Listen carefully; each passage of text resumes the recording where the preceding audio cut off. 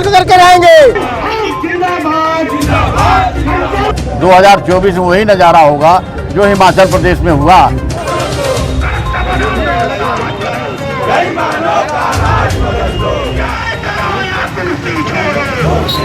क्योंकि उनका कथन भी था 2014 में, माननीय योगी जी ने भी कहा था कि पुरानी पेंशन व्यवस्था बहाल होनी चाहिए। बिना पेंशन लिए नहीं मानेंगे। के बाद किसी भी कर्मचारी शिक्षक की बुढ़ापे की लाठी होती है, सरकार ने उनको सुनने का प्रयास किया है। पुरानी पेंशन बहाली को लेकर मंगलवार को राज्य और केंद्र सरकार के कर्मचारियों ने वाराणसी जिला मुख्यालय पर जबरदस्त रैली की। कर्मचारियों ने जिला मुख्यालय पर सभा भी की, जिसमें वक्ताओं ने नई पेंशन व्यवस्था की खामियों को गिनाते हुए कहा कि वह उन्हें किसी कीमत पर मंजूर नहीं। वक्ताओं ने कहा कि पुरानी पेंशन की बहाली की मांग को लेकर अंतिम दम तक संघर्ष करेंगे। इसके लिए वह हर कुर्बानी को तैयार हैं। रैली में बड़ी संख्या में महिला कर्मचारी भी शामिल रहीं। रैली नदेसर से शुरू होकर वर्णापुल विकास प्राधिकरण कमिश्नर आवास होते हुए जिला मुख्यालय पहुंची। रैली में शामिल लोग अपनी मांगों से संबंधित तख्तियां हाथों में लेकर चल रहे थे। रैली में शामिल पूर्व एमएलसी चेत नारायण सिंह ने कहा कि पेंशन कर्मचारियों का अधिकार है, इसे छीनना प्रजातंत्र में उनके अधिकारों का हनन है। इस संघर्ष में शिक्षक समुदाय भी एकजुट है। उन्होंने चेतावनी देते हुए कहा कि अगर पुरानी पेंशन बहाल नहीं हुई तो 2024 के चुनाव में भाजपा का हाल हिमाचल प्रदेश जैसा होगा। और कल्याणकारी कार्य इस देश और प्रदेश की सरकार ने कर्मचारियों के अधिकारियों और शिक्षकों के साथ किया है। यह हमारा मौलिक अधिकार है। पेंशन कर्मचारियों का मौलिक अधिकार है। इसे छीनना निश्चित रूप से प्रजातंत्र में एक तरह से अधिकारों का हनन है।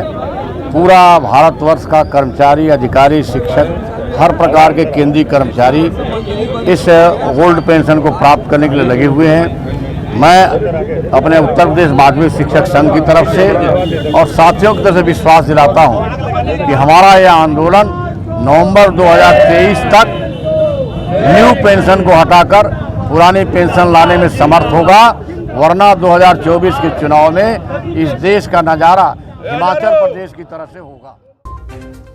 रैली का नेतृत्व कर रहे केंद्र राज्य कर्मचारी सम्यक मंच के संयोजक शशिकांत श्रीवास्तव ने कहा कि यह आंदोलन आगे और भी मजबूत होगा।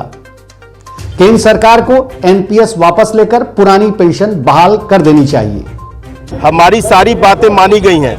हाँ, ये जरूर हुआ संघर्ष के दौरान सरकारें फिसल गई हैं, लेकिन हम वहीं पर खड़े हुए हैं। हम लोग नाजायज बात की नहीं करते हैं, हम लोग जायज मांग करते हैं। और जायज मांग आप भी जानते हैं, बुढ़ापे का सहारा पेंशन ही होता था। और उस बुढ़ापे के सहारा में यदि आप रोक करके नई योजना बना करके 2-2.5 हज़ार रुपये पेंशन देंगे, ये कतई स्वीकार नहीं है। और इसको तो अब तो हमें जन समर्थन भी मिलने लगा है। किसी कोई तकलीफ नहीं। आज रैली निकाले, आपने देखा कि रास्ता जाम हुआ, किसी ने कोई विरोध प्रकट नहीं किया। ये इस बात का कि इस देश की आवाम यहाँ पे इस बात को कहने के लिए कि 60 वर्ष तक से सेवा करने वाला और उन आवश्यक दिनों में जब कोई नहीं दिखाई दिया तो यही राज्य कर्मचारी और केंद्रीय कर्मचारी दिखाई दिए। इसी क्रम में राज्य कर्मचारी संयुक्त परिषद वाराणसी के संयोजक महिमा द्विवेदी ने कहा कि हम लोकतांत्रिक तरीके से अपनी लड़ाई लड़ रहे हैं। हमारी सिर्फ एक मांग है, पुरानी पेंशन बहाल हो। हम लोग लोकतांत्रिक प्रक्रिया के तहत अपनी मांगों के संबंध में मात्र हमारी मांग एक है, पुरानी पेंशन बहाल करो अथवा केंद्र और राज्य सरकार के गद्दी छोड़ दो। इस आशा का हम लोग संकल्प लेकर के आज पुरानी पेंशन की व्यवस्था को लागू कराने के लिए हमारा हजूम केंद्र और राज्य की सरकार के सारे कर्मचारी यहाँ पर उपस्थित हैं। द्विवेदी जी, क्या लगता है लगातार आप लोग इस तरह का आंदोलन कर रहे हैं, लेकिन सरकार सुनने यह लोकतांत्रिक प्रक्रिया है, प्रक्रियाओं का हम पालन करेंगे।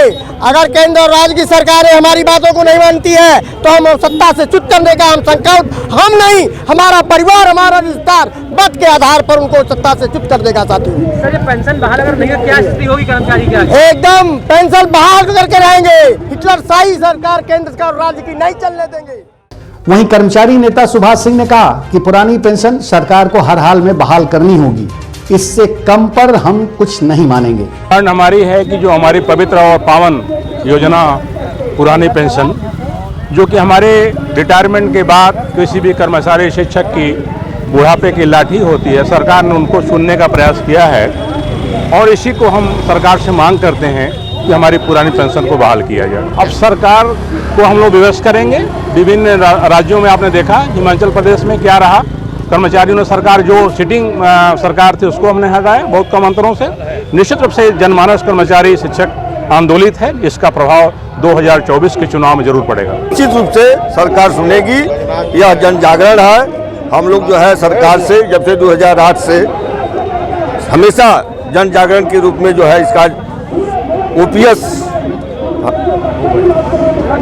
हो गरीब या हो धनवान, जो भी है सरकार की जो सुविधा मिलनी चाहिए, एनपीएस हटा करके ओल्ड स्कीम में आना चाहिए। हमारे मतलब सिद्धांत है कि हमारे पुरानी पेंशन बहाली, मतलब हम लोग आस लगा कर रखे थे कि अब मुख्यमंत्री जी हमारा करेंगे, प्रधानमंत्री जी करेंगे, लेकिन ऐसे करते करते 10 साल बीत गया और हम लोग को आश्वासन देते रहे।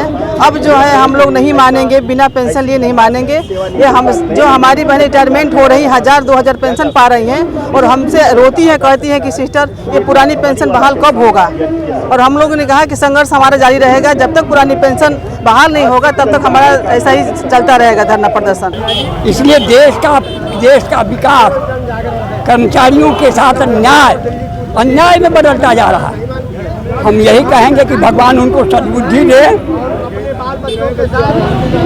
सबकी बात सुने।